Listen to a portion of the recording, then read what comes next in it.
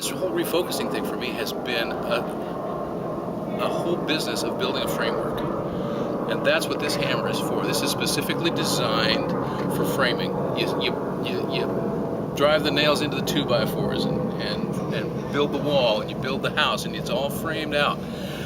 The reason that's sort of a metaphor for where I've been is I've had this sense of a need to be missional without the framework to out of which to do that. I've had a sense of the need of my church to be outward focused, to be missional, without a framework for them to go from. And doing going through the awakening and activate process myself, and then the just the whole leadership group with you guys has been invaluable in helping me to set my own framework, to say this is who I am, and this is how I'm built. I am built to help build frameworks for others. That's Brandon talked about working, doing the work in the church that will somehow bless those outside. I have a really strong sense of that. That is a good part of my raison d'etre, if you will. I am all about building missioners, but they didn't have a framework to do it with.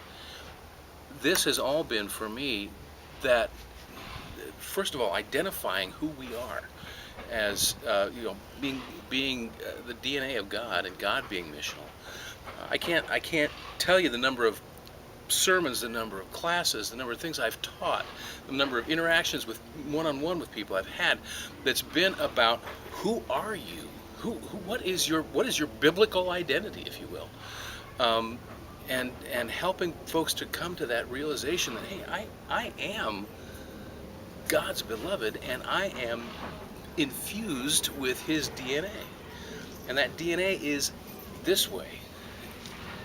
And so just beginning in the context of a liturgical, sacramental church whose focus of necessity and by definition is sort of worship in a grand style, and that's not an evil thing, that's not a bad thing. I mean, we have a glorious God who deserves to be worshipped gloriously. But if that's all there is, then there's nothing. We're just a flash in a pan. There's no one of the great Anglican leaders, William Temple, who was the Archbishop of Canterbury, said, "The church exists for mission as a fire exists for burning." And unless our worship is all about giving glory to the God who is missional, and receiving that call for ourselves and taking it out, then it has no.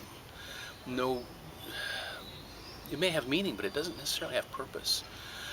And so, training up leaders in my congregation who have a sense of, wait a minute, I'm built with a particular framework.